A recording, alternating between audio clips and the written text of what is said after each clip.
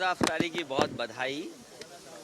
और लखनऊ की तहजीब में ये जो गंगा जमनी तहजीब है, जिसमें किसी धर्म को मानने वाले लोग हैं एक बार इकट्ठे हो जाते हैं। जहाँ ये हमारे मुस्लिम भाइयों का त्यौहार है, वो आज के बैठते हैं, रोज़ा अफ्तारी कराते हैं, वहीं उनके मित्र सहयोगी साथी आते हैं। यही हमारी देश की, समाज की और ख़ासकर लखनऊ की पहचान है कि सब मिल कर के रहते हैं। यही हमारी गंगा जमनी तहजीब है और हमारी कोशिश होनी चाहिए कि इस तहजीब को और आगे बढ़ाएं।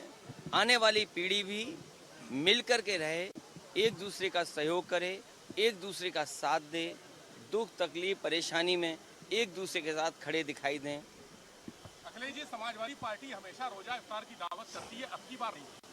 ये सवाल बहुत अच्छा पूछा आपने। अगली बार कराऊंगा।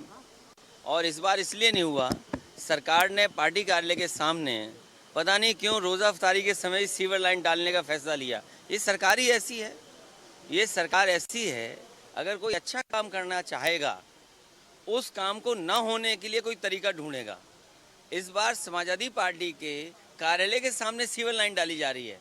हालांकि पूरी गंगा से लेकर के जितनी भी नदियां हैं सब गंदी पड़ी हैं, लेकिन इन्हें याद तब आई जब समाजवादी पार्टी के कार्यालय में रोज़ा अफ्तार होता है। उसी समय इनको याद आया कि सीवर लाइन यहाँ पे खुदनी है। पिछली बार आपने ताज होटल में किया था रोजा इफ्तार। ऊर्जा मंत्री अभी पिछली सरकार की गलती से कहते हैं कि बिजली संकट में पिछली बार सरकार ने की थी।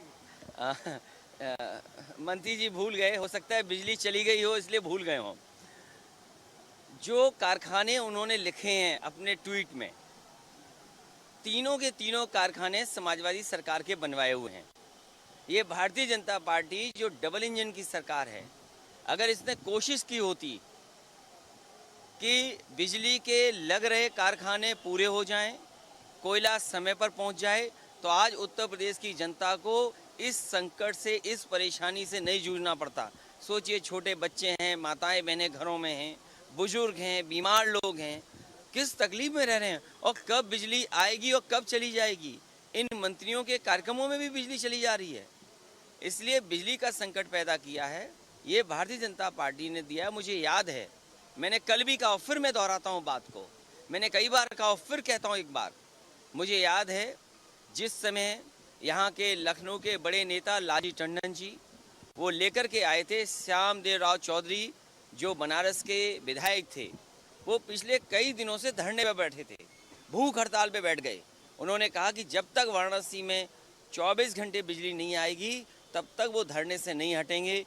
मुझे उस समय के जिलाधिकारी ने बताया, मैंने उन विधायक जी को और उस समय लालजी टंडन जी को बुलाया और कहा कि आज ही के दिन से वाराणसी में 24 घंटे बिजली होगी। लेकिन मैंने उनसे एक वादा करवाया था, और वादा ये करवाया था कि उत्तर प्रदेश का बिजली का कोटा बढ़ जाए। लेकिन आज भी उत्तर प्रदेश की जनता ने जब दो बार दिल्ली की सरकार बनवाई, एक बार फिर बीजेपी को उत्तर प्रदेश में मौका मिल गया, लेकिन भारतीय जनता पार्टी की दिल्ली की सरकार और उत्तर प्रदेश की सरकार मिलकर के भी उत्तर प्रदेश का बिजली का कोटा नहीं बढ़ा पाए। अगर इन्होंने तैयारी की होती बिजली खरीदने की, तो शायद उत्तर प्रदेश को अंधेरे में नहीं रहना पड़ता।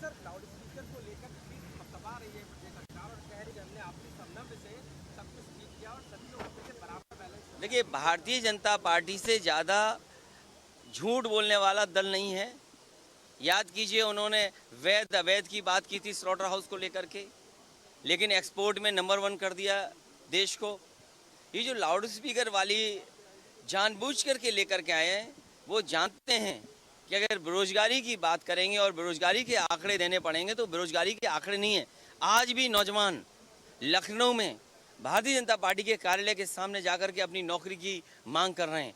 सोचो, उन्हें लाठी खानी पड़ी। और यही नहीं, पिछले 5 साल में न जाने कितने नौजवानों को लाठी खानी पड़ी, लाठी खा करके अपमानित होना पड़ा। और आज कई नौजवान ऐसे हैं जो सुनने में मिलता है और खबरें आती हैं कि वो आत्महत्या तक कर रहे हैं। इसलिए सरकार जानबूझ करके लाउड स्पीकर पे बहस छेड़ना चाहती है। और ये कोई आदेश आज का नहीं है, पहले से इम्प्लीमेंट क्यों नहीं किया, ये सरकार बताए कि जिन अधिकारियों के उपस्थिति में ये सब उल्लंघन हुआ है नियमों का, उन अधिकारियों पर क्या कार्रवाई सरकार करेगी। सर भाजपा सांसद साक्षी महाराज कल वो सीतापुर गया, सीतापुर में उन्होंने कहा कि मायावती उत्तर प्रदेश में सिर्फ बीजेपी की वजह से जिंदा है और बीजेपी की बहुत सहायता करी 2022 विधानसभा चुनाव में मायावती ने। वो बात हो चुकी है और बीजेपी की जो इंटरनल रिपोर्ट थी उस इंटरनल रिपोर्ट में भी यह कहा गया है कि कहीं न कहीं बहुजन समाज पार्टी ने उनका साथ दिया। सर आजम खान और शिवपाल जी को लेकर आपका स्टैंड क्लियर नहीं है, क्या कहेंगे उसके लिए क्योंकि वो अभी भी ये हमारे दाएं वाले साथी ने आपका सवाल भुलवा दिया। आप लगातार ट्वीट कर रहे हैं, अपराधनामा 2, 3, 4 वो डेटा लगातार इंक्रीज कर रहा है। देखिए, पिछले 5 साल में भी कानून व्यवस्था खराब थी, लेकिन उन्होंने प्रचार के माध्यम से वो बात को दबा दिया। आंकड़े कभी सरकार ने पेश नहीं किए।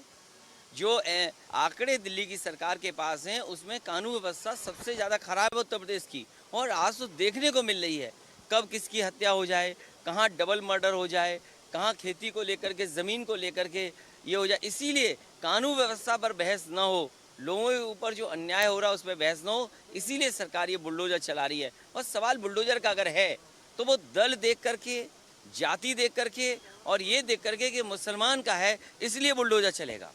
अखिलेश सर, जो ओम प्रकाश राजभर है उन्होंने दावा किया है वो आजम खान जी से मिलने जाएंगे। देखिए, क्लियर है कुछ इसको लेकर क्योंकि बहुत से सवाल है। हमारा स्टैंड बहुत क्लियर है, समाजवादी पार्टी आदरणीय आजम खान साहब के साथ है।